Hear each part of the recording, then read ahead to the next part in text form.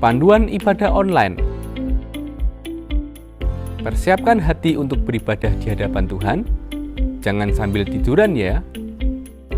Persiapkan tempat yang tepat. Disarankan memakai ruang keluarga. Hindari gangguan notifikasi handphone. Persiapkan waktu untuk fokus beribadah. Jangan selfie, komen-komen, atau ngobrol sendiri. Pakailah pakaian yang sopan, yang menunjukkan sikap hormat beribadah. Persiapkan hati anak-anak untuk ibadah bersama, jangan sambil makan.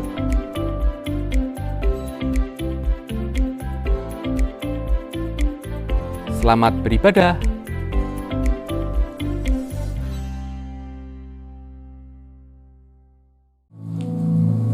Shalom saudara-saudara. Saya percaya hari ini kita semua diberkati, kita semua diberikan kesehatan, dan kita diberikan Tuhan segala yang baik dari Dia. Mari kita bersyukur, hati kita perbarui kasih kita kepada Tuhan. Kasih-Nya tak pernah berubah, kasih-Nya tak pernah meninggalkan kita sedetik pun.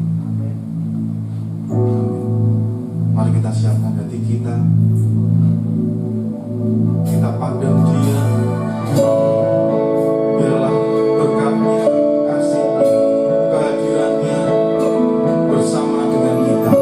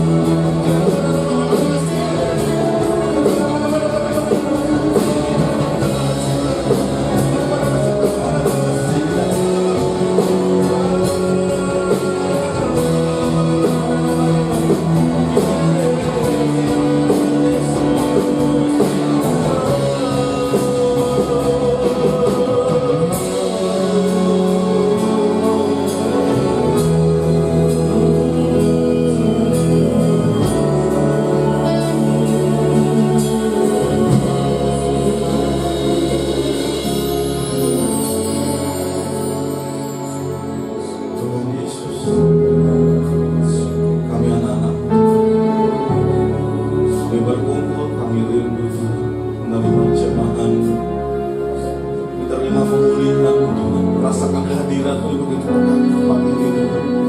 Kami berindu memuji-Mu dengan segenap hati kami Tuhan, dan segenap kekuatan kami Tuhan Yesus. Kami mau teriakan Yesus, Yesus, karena Engkau Tuhan kami.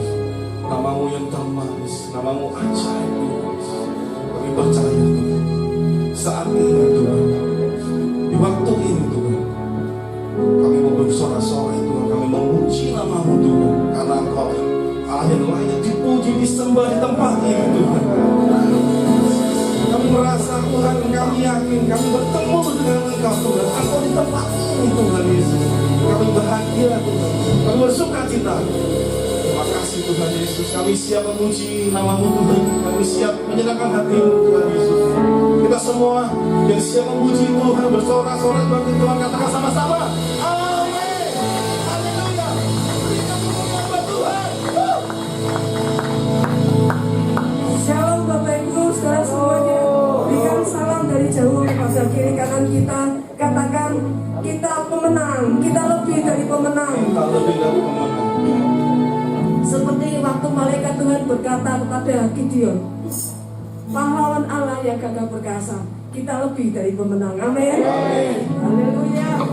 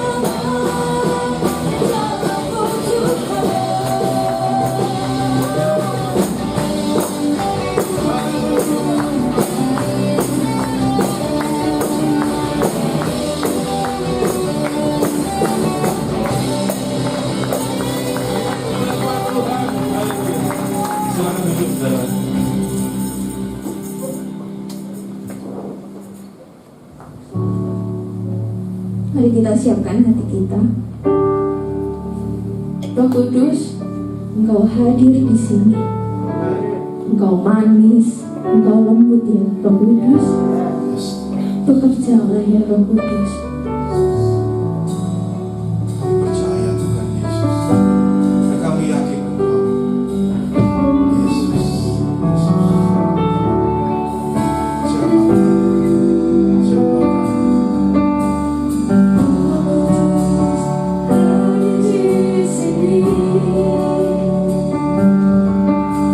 Pribadi yang merawat dan suci.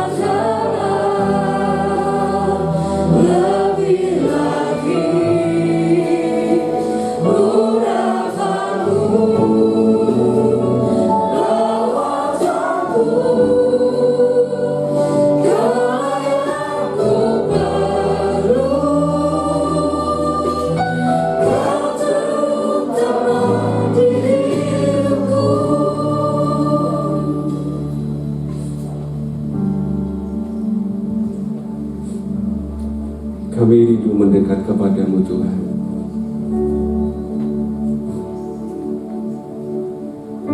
Kami selalu rindu merasakan hadirat dan kasih-Mu, anugerah-Mu yang sangat cukup buat setiap kami. Amin. Kami sangat bersyukur jikalau pagi hari ini kami masih mendapatkan kesempatan untuk memuji kebesaran-Mu Tuhan. Bersama-sama dengan saudara-saudara seiman kami,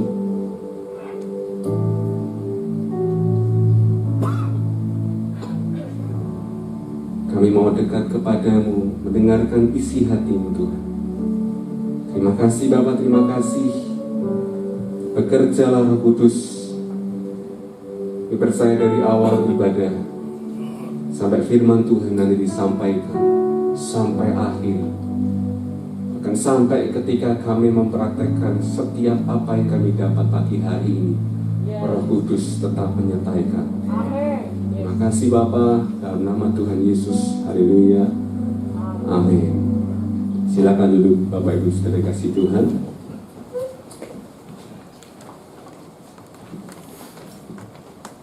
Shalom. Kiranya jemaat Gereja GKI seluruh jemaat yang mengikuti ibadah secara offline maupun online tetap dalam pelindungan Tuhan. Amin. Ya, kita pun tidak lupa untuk menjaga kesehatan kita, bisa dengan istirahat yang cukup, makan makanan yang bergizi. Selain menjaga kesehatan juga menjaga rumah hati kita supaya tidak mudah khawatir, tidak mudah takut, tetap percaya bahwa Tuhan itu perlindungan kita. Dan serta kita selalu menjalankan protokol kesehatan yang ada. Oke, hari ini sudah siap untuk belajar firman Tuhan? Amen. Yang sudah siap katakan yes. Asik. Bapak Ibu dikasih Tuhan, hari ini saya ingin mengajak Bapak Ibu semua untuk belajar dari sebuah kisah, yaitu kisah Lazarus dibangkitkan. Saya percaya Bapak Ibu juga pun sudah tahu ceritanya, sudah pernah dengar khotbahnya, bahkan mungkin sudah pernah baca kisahnya. Bagaimana Lazarus dibangkitkan dari kubur. Oleh karena itu, hari ini saya hanya ingin mengingatkan kembali dan mencoba mengupas lebih dalam sedikit tentang kisah Lazarus yang dibangkitkan oleh Tuhan Yesus. Mari kita langsung buka saja di dalam Yohanes 11. Yohanes 11, kita baca terlebih dahulu ayat 1 sampai yang ke-6. Yohanes 11 ayat 1 sampai yang ke-6. Kita akan baca bergantian.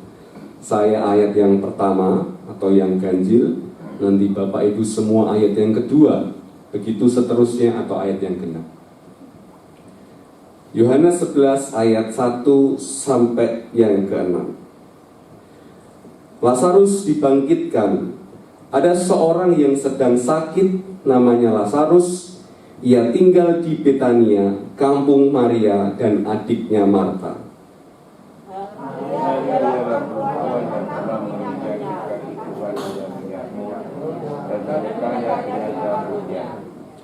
Dan Lazarus yang sakit itu adalah saudaranya. Kedua perempuan itu mengirim kabar kepada Yesus, "Tuhan, dia yang engkau kasihi sakit." Ketika Yesus mendengar kabar itu, ia berkata, "Penyakit itu tidak akan membawa kematian, tetapi akan menyatakan kemuliaan Allah, sebab oleh penyakit itu anak Allah akan dimuliakan." Yesus memang mengasihi Marta dan kakaknya dan Lazarus. Namun setelah kejadiannya bahwa Lazarus sakit, ia sengaja tinggal beberapa hari di tempat di mana ia berada. Di dalam pembukaan ayat 1 sampai 6 dalam kisah ini kita dapat melihat sebuah situasi di mana ada seorang yang sedang sakit. Seorang itu bernama Lazarus. Setelah itu kita juga diberitahu informasi-informasi lainnya. Siapakah itu Lazarus, di manakah Lazarus tinggal, dan bagaimana keadaannya? Kita tadi bisa membaca Lazarus adalah saudara Maria dan Marta. Mereka tinggal di kampung Betania dan Lazarus itu sedang sakit. Jadi kita bisa melihat situasinya pada saat itu. Kemudian ayat ketiga, dan Lazarus yang sakit itu adalah saudaranya. Kedua perempuan itu mengirim kabar kepada Yesus, Tuhan, dia yang engkau kasihi sakit. Karena Lazarus sedang sakit, kedua saudaranya, Maria dan Marta, mengirimkan kabar kepada Yesus, mengatakan bahwa Lazarus yang engkau kasihi sedang sakit. Mencontoh apa yang dilakukan Maria dan Marta pada saat itu, secara tersirat firman Tuhan mau mengajari kita, ketika kita dalam keadaan yang tidak baik, sedang dalam masalah, mungkin hari-hari ini sedang sakit, kita harus belajar untuk mengirimkan kabar kepada Tuhan. Kita belajar untuk cerita kepada Tuhan. Seperti yang dilakukan Nabi Nehemia kala mendengar bahwa tembok Yerusalem itu roboh, pintu-pintu gerbangnya terbakar habis, serta orang-orang yang ada di sana dalam kesusahan yang besar. Apa yang dilakukan Nehemia? Maka yang dilakukan Nehemia adalah dia menangis, berkabung, berpuasa, dan berdoa kepada Tuhan. Dia belajar untuk cerita, Tuhan, aku sedang susah. Tuhan, aku sedang dalam masalah. Mungkin kita punya banyak teman, kita punya banyak sahabat, kita punya banyak saudara, kita punya banyak teman untuk kita bercerita, punya sahabat untuk mendengarkan keluh kesah kita. Tapi jangan pernah lupakan untuk kita mengirimkan kabar juga kepada Tuhan. Kita juga menceritakan mungkin problematika kita, pergumulan kita, dan sebagainya.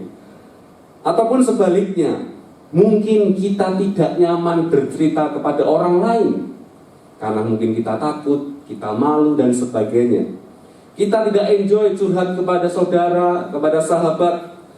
Untuk itu, belajarlah untuk bercerita kepada Tuhan. Karena saya percaya ketika kita cerita kepada Tuhan, Tuhan itu mengasihi kita. Bukan seperti manusia yang suka menghakimi.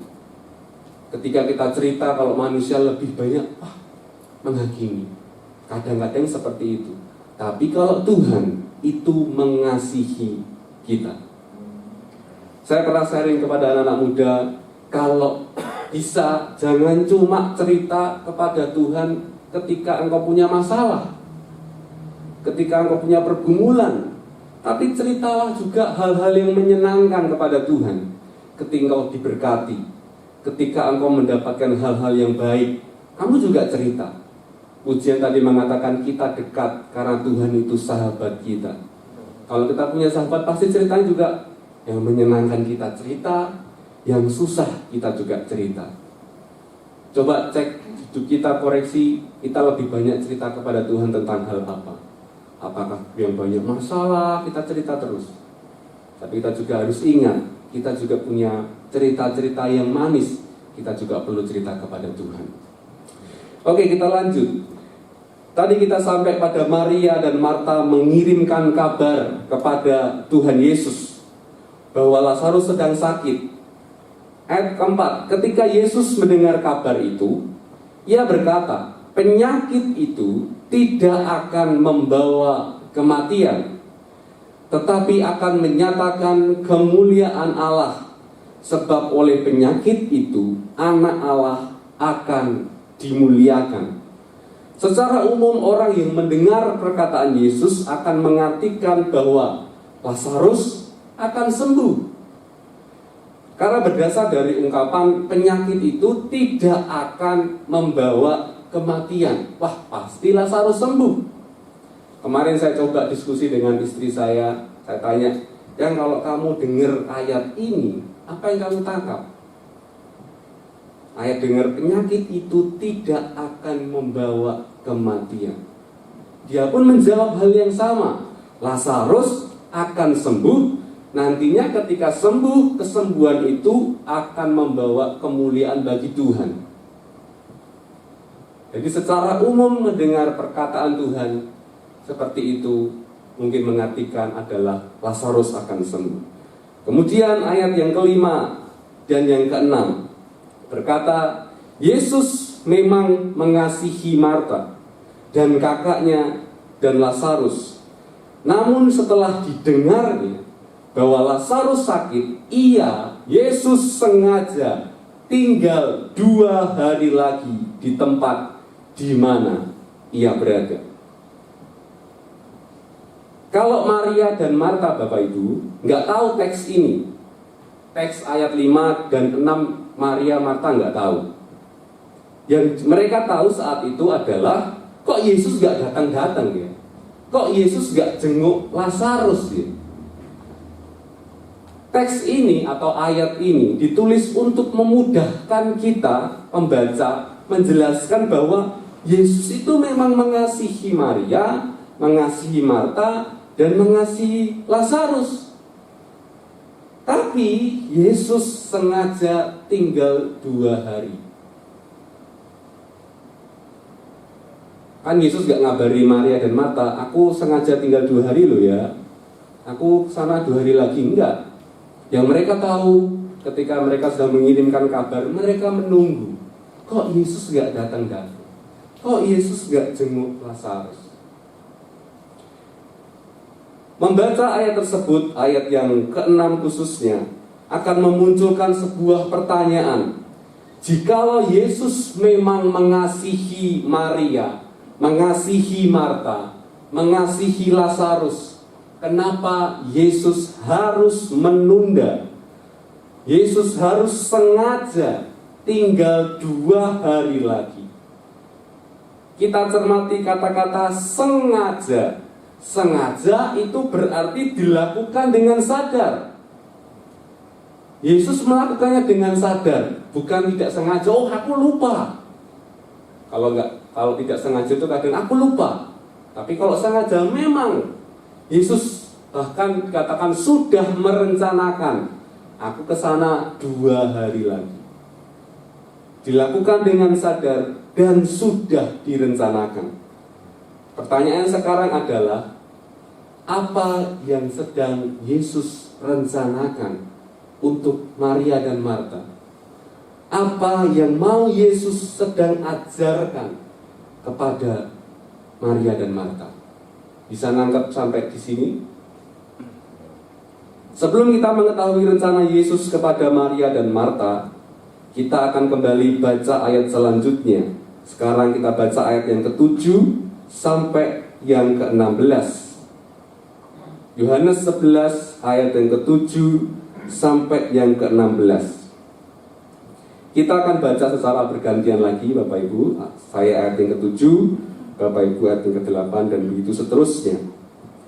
Yohanes 11 ayat yang ke-7 sampai 16.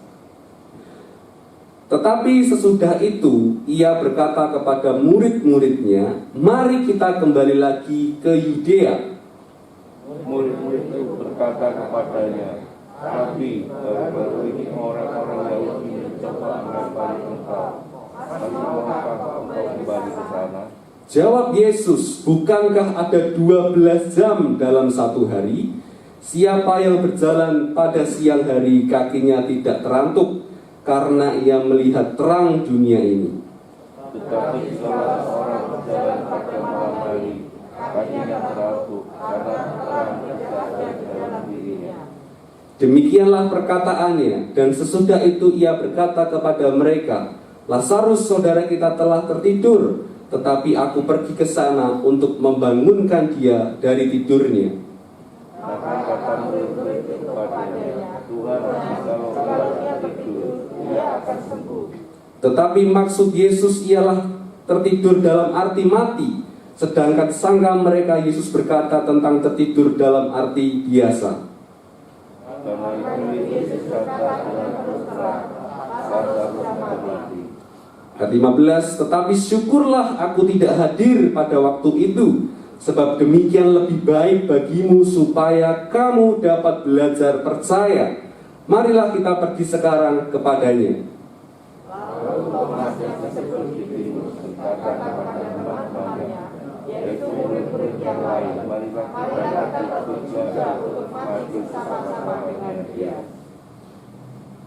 Dua hari kemudian, ceritanya sudah 2 hari kemudian, meskipun ayatnya berkata langsung, tetapi sesudah itu Yesus berkata.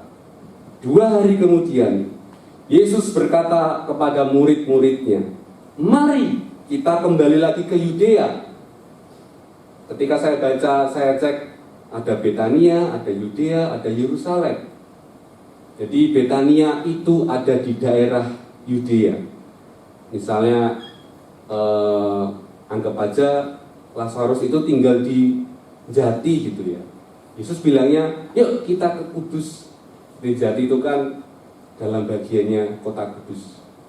Jadi Betania itu di dalam daerahnya Yudea. Kemudian murid-murid pun menjawab, Rabi, Guru, baru-baru ini orang-orang Yahudi mencoba melempari engkau. Masih maukah engkau kembali ke sana? Kalau kita baca perikop sebelumnya, ayat pasal yang ke-10, kita akan menemukan kejadian di mana Yesus itu akan dilempari dengan batu oleh orang-orang Yahudi. Karena orang-orang Yahudi mengira Yesus ini sedang menghujat Allah. Makanya murid-murid bertanya seperti itu, karena mereka sebenarnya juga takut. GG nanti kalau kita kembali ke sana, kita dilempari batu lagi. Mereka sesungguhnya berharap jawaban Yesus itu adalah, iya ya, nanti kalau ke sana kita dilempari lagi, bagaimana?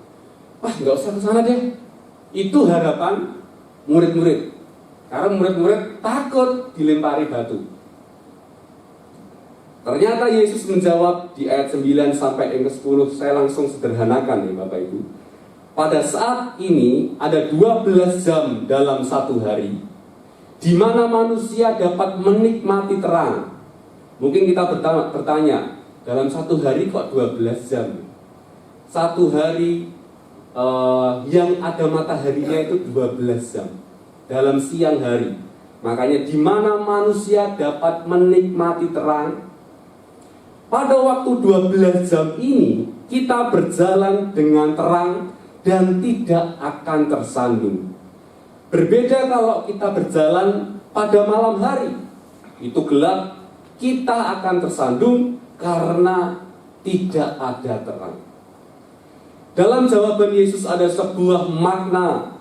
Saat kita berjalan dalam terang kebenarannya Tuhan, atau saya artikan ketika kita berjalan bersama Tuhan, engkau tidak akan tersandung. Amen. Dan engkau tidak akan tersesat.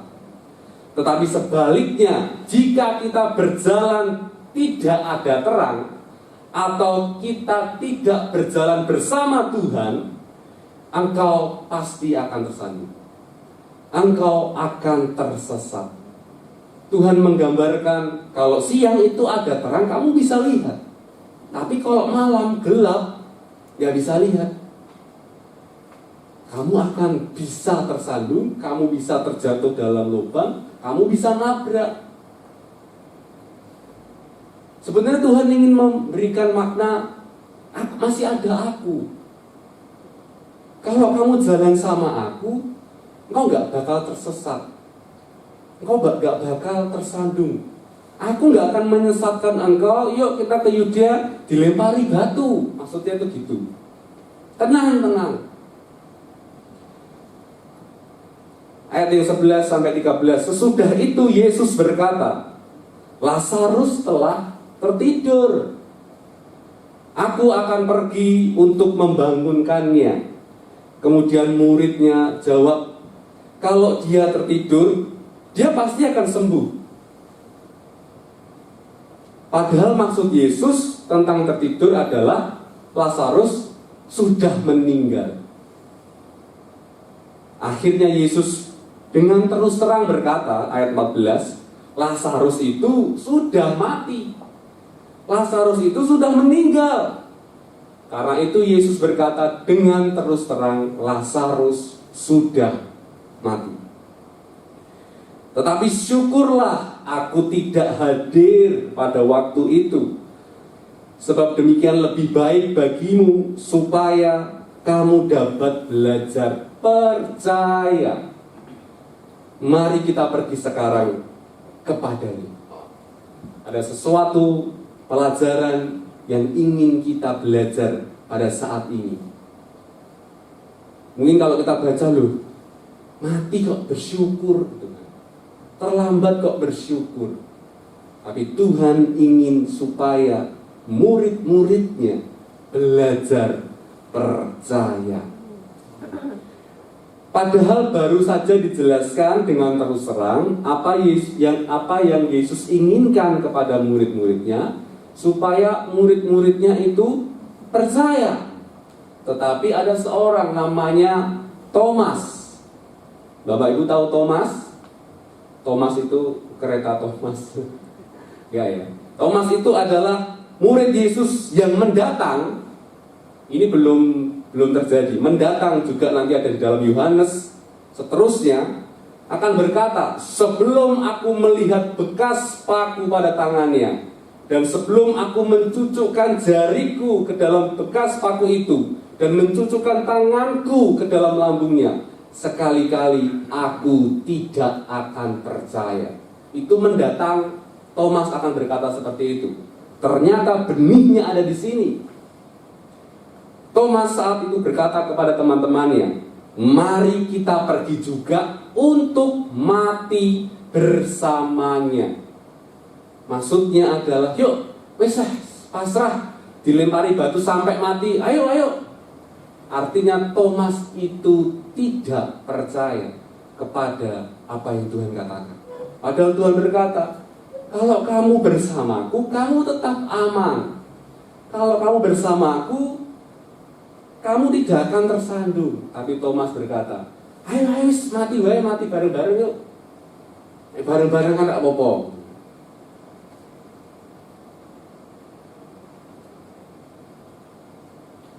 Suatu ajakan keputusasaan yang diberikan Thomas karena Thomas tidak mampu percaya.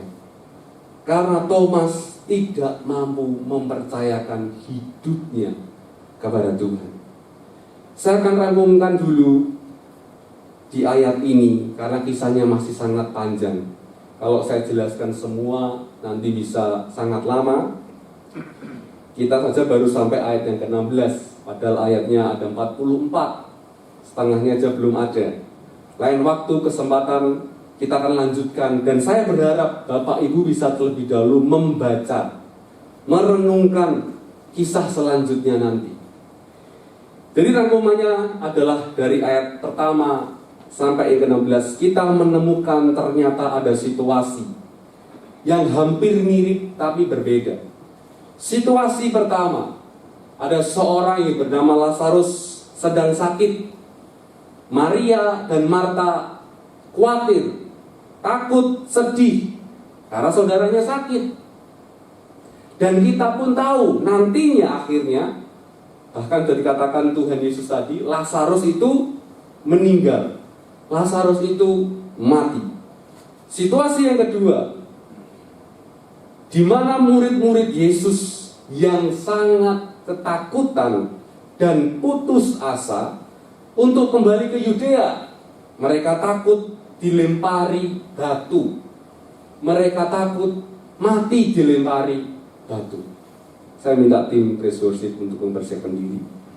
Apa yang dapat kita pelajari dari sedikit kisah Lazarus ini? Ini yang saya dapat Bapak Ibu. Bapak Ibu bisa mengembangkan sendiri apa yang telah Bapak Ibu dengar dan apa yang Bapak Ibu nanti dapatkan.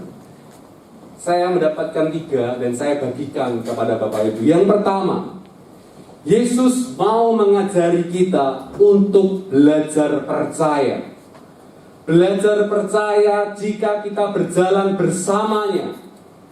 jika kita berjalan di dalam terang kebenarannya, terang kasihnya, maka kita tidak akan tersandung, maka kita tidak akan tersesat. Belajar percaya bahwa Tuhan sanggup menolong kita. Percaya Tuhan sanggup membuat mujizat, karena nantinya Yesus akan membangkitkan Lazarus. Belajar percaya bahwa Tuhan adalah tempat perlindungan kita dan kubu pertahanan kita. Yang kedua, rancangan Tuhan itu tidak dapat dibatasi oleh ruang dan waktu kita. Pikiran Maria dan Marta, mereka ingin Lazarus sembuh. Tapi rancangan Tuhan bukan sekedar ingin Lazarus itu sembuh, tapi rencana Tuhan, Lazarus itu nantinya kubangkitkan. Bukan sekedar kusembuhkan, kubangkitkan, dan pastinya kusembuhkan. Siapa yang bisa mikir kayak gitu? Ketika Tuhan bilang penyakit itu tidak akan membawa kematian, pikiran kita, oh sembuh, ternyata mati. Tapi Tuhan ingin membawa kita seperti pujian tadi, rancangan Tuhan melebihi rancangan kita. Jalan Tuhan melebihi jalan kita. Yang ketiga, meskipun Yesus sengaja menunda perjalanannya ke rumah Lazarus, secara manusia Tuhan itu sudah sangat-sangat terlambat. Lazarus sudah mati, sudah meninggal. Bahkan dikatakan nanti sudah 4 hari mati. Tetapi kita melihat, tanamkan baik-baik dalam hati kita, pertolongan Tuhan tidak pernah terlambat. Jika Yesus sengaja menunda atau meminta kita menunggu, kita berdoa banyak hal, mungkin belum dijawab Tuhan, artinya kita sedang menunggu.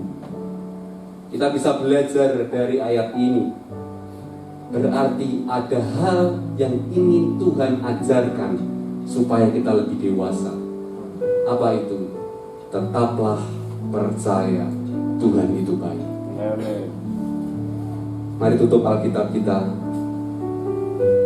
Kita katakan, saat ku tak melihat jalan-Mu Tuhan, saat ku tak mengerti rencana-Mu Tuhan, kami tetap percaya kepada-Mu.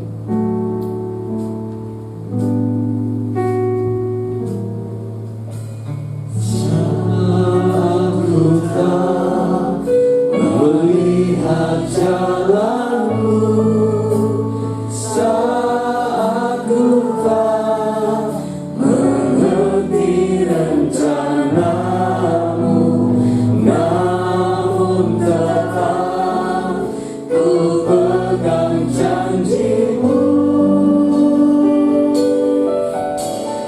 Pengharapanku hanya Pada. Sekali lagi, saat ku tak melihat jalan, saat ku tak melihat jalan-Mu, saat ku tak mengerti rencana-Mu, namun tetap ku pegang janji-Mu.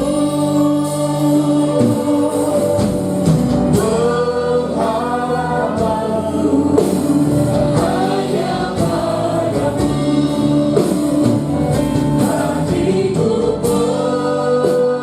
percaya, hatiku percaya, hatiku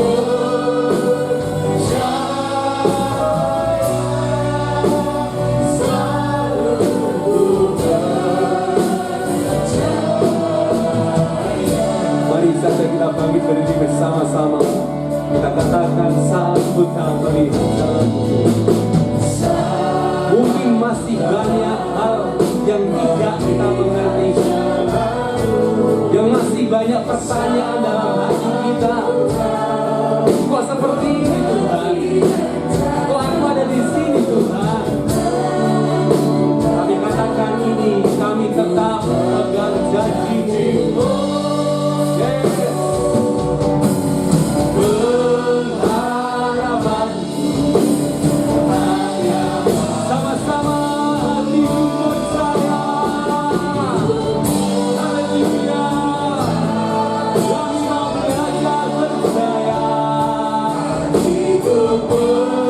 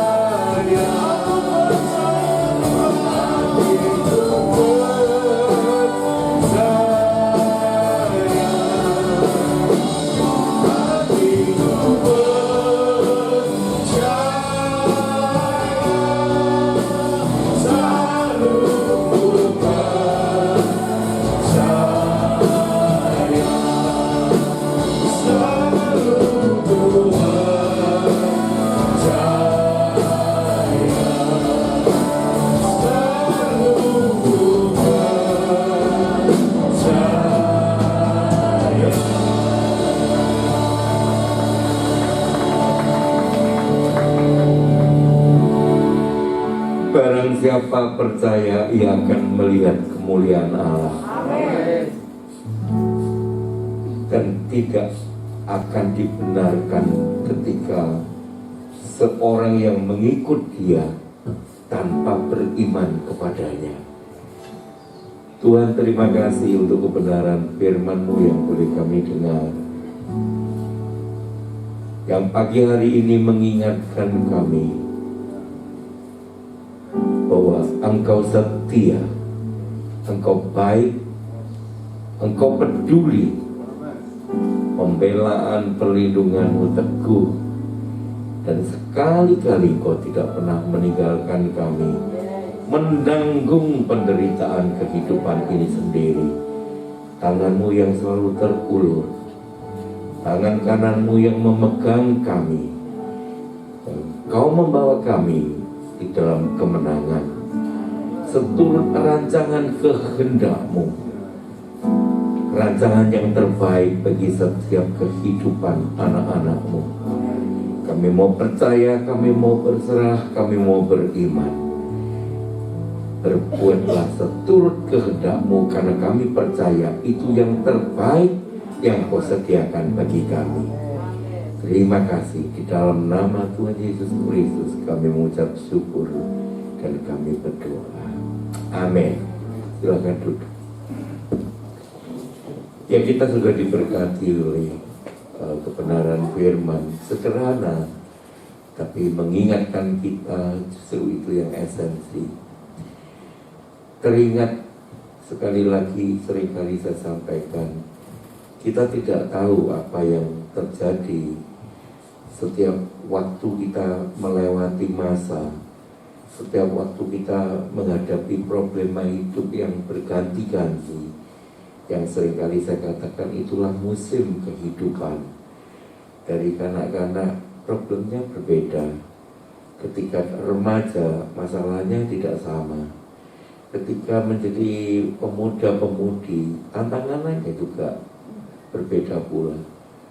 Sampai dengan kemudian dewasa, menikah, punya anak, sampai jadi engkong emak pun, selama kita hidup, kita berdampingan dengan namanya masalah. Ya, gak diundang pun datang. Itu kita melewati musim kehidupan demi musim kehidupan. Tetapi satu perkara jaminannya adalah dia menyertai di setiap musim kehidupan yang berganti. Dia memberi kekuatan, dia memberikan dukungan, bahkan jalan keluar dari setiap persoalan. Sehingga fase demi fase kita akan lewati di dalam kemenangan yang Tuhan beri. Dia menjamin itu, bahwa segala sesuatu yang terjadi itu Tuhan akan ubahkan untuk mendatangkan kebaikan bagi setiap mereka yang mengasihi Dia. Luar biasa. Ya, jangan dimakan mentah-mentah. Tadi kalau misalkan Lazarus sakit, kemudian Lazarus mati. Kalau hanya berhenti di situ, Marta dan Maria tentu juga belum tahu apa endingnya. Kalau itu dikatakan untuk kemuliaan Allah, memang Tuhan izinkan itu terjadi sehingga kuasa dan kemuliaan Allah boleh dinyatakan lewat persoalan yang kita hadapi. Anda dipakai untuk bencananya, Anda dipakai untuk sarananya, menjadi kemuliaan Allah. Dan ketika kita tahu pada akhirnya, kita akan bersuka. Tetapi biarlah kita tidak menggerutu di dalam melewatinya, dan tetap percaya bahwa Dia memihak kita, Dia membela kita, Dia peduli, dan Dia mengasihi kita. Seperti ibu-ibu kalau buat roti, di situ ada tepung, di situ ada gula, ada garam, ada baking soda. Iya, kalau itu dimakan satu persatu rasanya pasti tidak enak. Iya, garam tidak apa-apa Pak, telur tidak apa-apa. Ya, kalau dimakan satu persatu rasanya pasti tidak enak.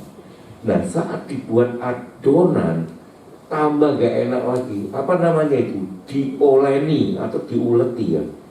Dioleni, diremas, bahkan mungkin dipukul supaya lunak, supaya empuk.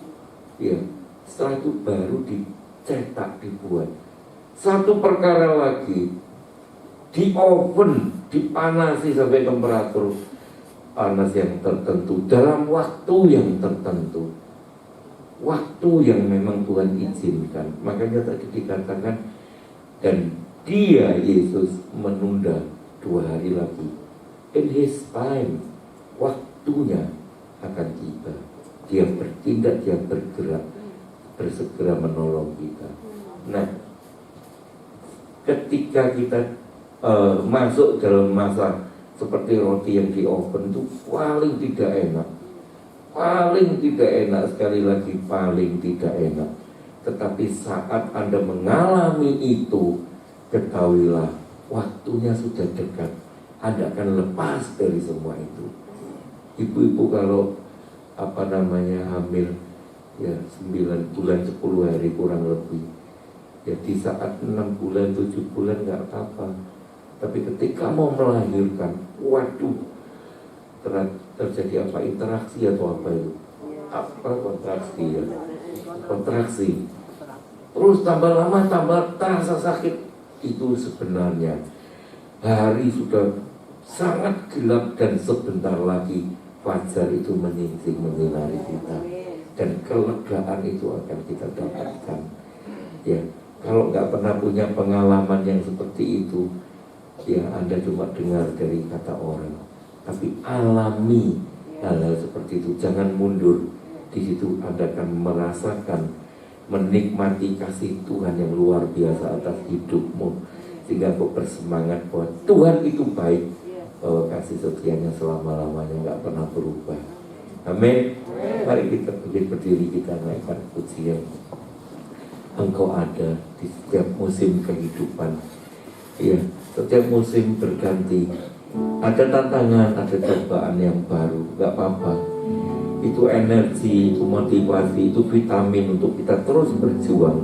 Karena kita diajar Dia berperang untuk mengalahkan semua itu. Terima kasih Tuhan, terima kasih Roh Kudus.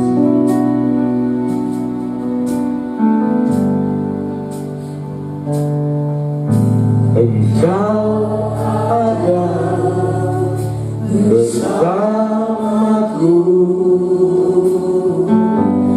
di setiap musim hidupku. Tak pernah Kau biarkan ku sendiri. Marta, Maria, bahkan Lazarus pun tidak pernah dibiarkan sendiri. Kekuatan yang Dia beri, kemampuan untuk mengatasi masalah bersamamu. Ketika kita menyertakan Dia, ketika kita berjalan bersama Dia, kasih-Mu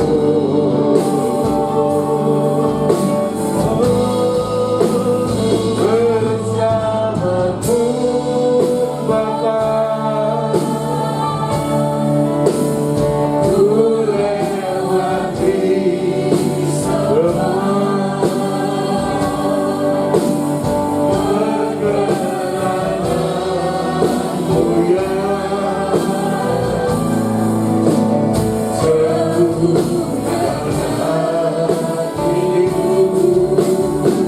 Dia yang bertindak membela, Dia yang mengatasi setiap masalah, memberi pertolongan.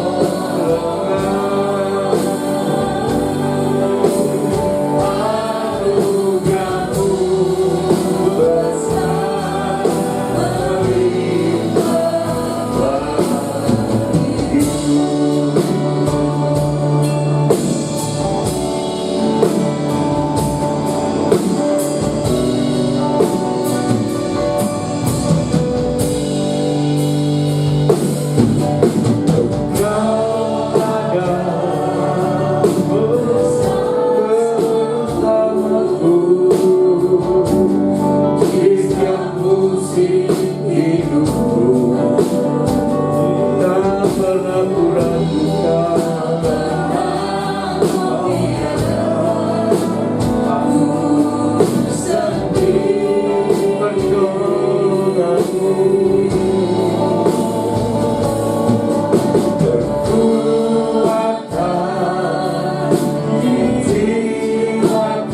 Dengan iman, nyanyikan dengan percaya bahwa Dia tidak pernah tinggalkan kita sendiri.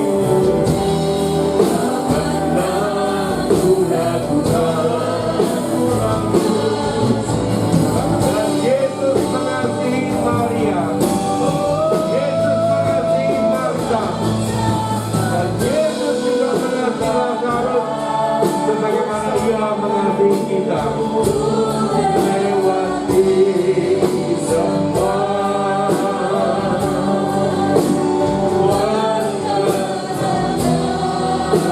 kejar perkenanannya, kebukaan hatiku. Engkau yang bertindak,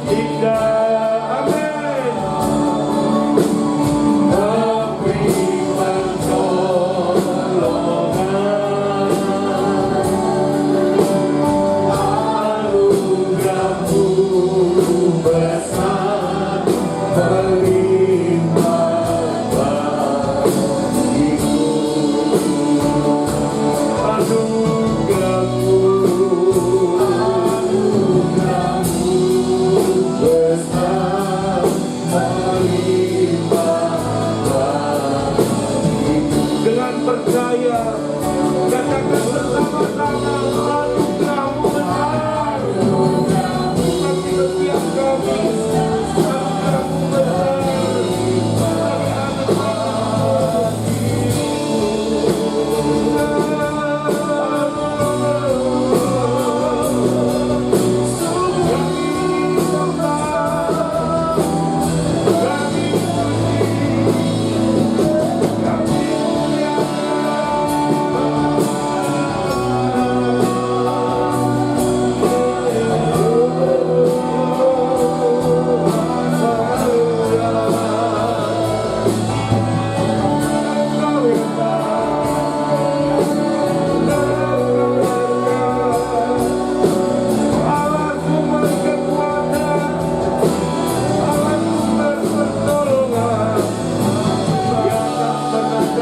Tuhan. Dia dekat dengan orang yang meremuk hati. Dia dekat dengan orang yang hancur hati, yang berseru-seru. Barang siapa mengetuk pintu, pintu dibukakan baginya. Barang siapa mencari, dia mendapatkan, dia memperoleh.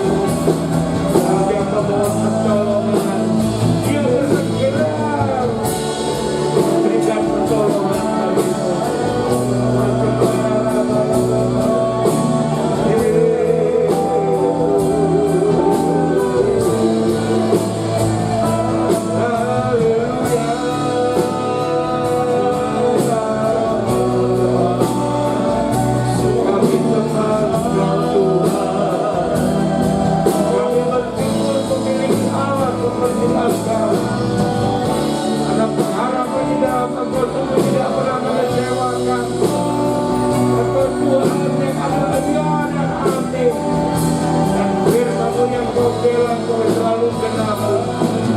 Segala apa yang kau janjikan yang terbaik bagi setiap anak-anakmu, tidak ada satu pun yang tidak tergenapi. Kami percaya kami memperolehnya karena anugerah kasih karuniamu yang sempurna. Orang percaya dalam hidup.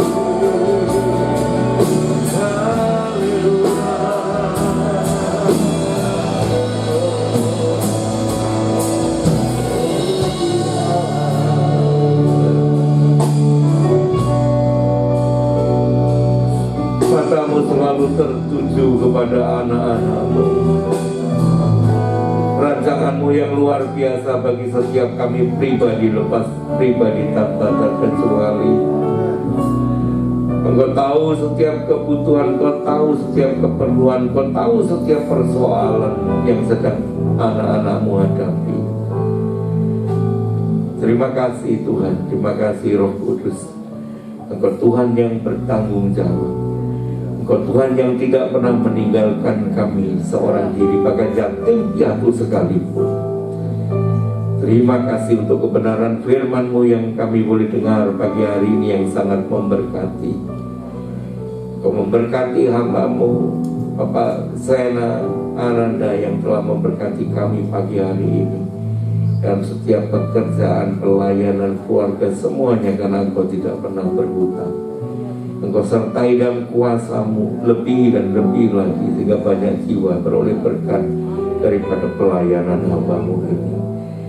Terima kasih Tuhan, kebenaran firman itu, benih yang terbaik itu jatuh di tanah hati kami yang paling subur, yang paling gembur.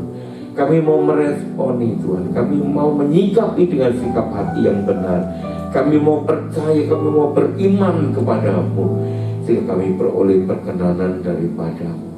Biar benih itu tumbuh Tuhan, semakin hari semakin luar biasa, semakin indah, semakin berakar kuat ke bawah, ke dalam, sampai menemukan air kehidupan-Mu, dan bertumbuh ke atas, berdaun hijau, bahkan berbuah-buah, dan berbuah-buah lebat bagi kerajaan-Mu.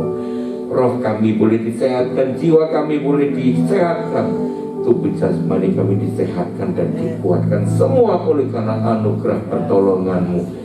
Seluruh area aspek kehidupan kami yang sakit hari-hari ini, oleh karena kasih setia-Mu Engkau menyembuhkannya. Oleh karena bilur-bilur-Mu kami telah menjadi sembuh.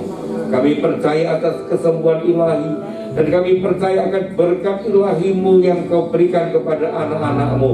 Dan berkat itu adalah berkat yang menyelamatkan, berkat yang mendatangkan sukacita karena segala kebaikan-Mu. Datanglah kerajaan-Mu, jadilah kehendak-Mu di bumi seperti di surga. Itu boleh terjadi di setiap rumah tangga, keluarga lepas keluarga, anak-anak-Mu di tempat ini. Setiap hari mereka boleh berpesta menikmati anggur yang terbaik, anggur yang datangnya daripada surga, anggur yang menyatukan, anggur yang memberkati, sehingga kami boleh menjadi berkat bagi kemuliaan nama-Mu. Dan setiap apa yang kami kerjakan Tuhan, Kau buat berhasil. Terima kasih Tuhan, kami pulang dalam sukacita-Mu, kami pulang dalam syukur-Mu, kami pulang di dalam segala berkat rahmat-Mu. Malaikat-Mu menatap menyertai perjalanan kami pulang kembali ke rumah masing-masing. jauh maupun dekat, kami tiba dalam keadaan selamat tanpa kurang suatu apapun. Dan di dalam nama Tuhan Yesus Kristus, setiap kita yang telah diberkati, Tuhan berkata bersama-sama, haleluya, amin. Tuhan memberkati kita. Selamat pagi, silakan duduk sejenak.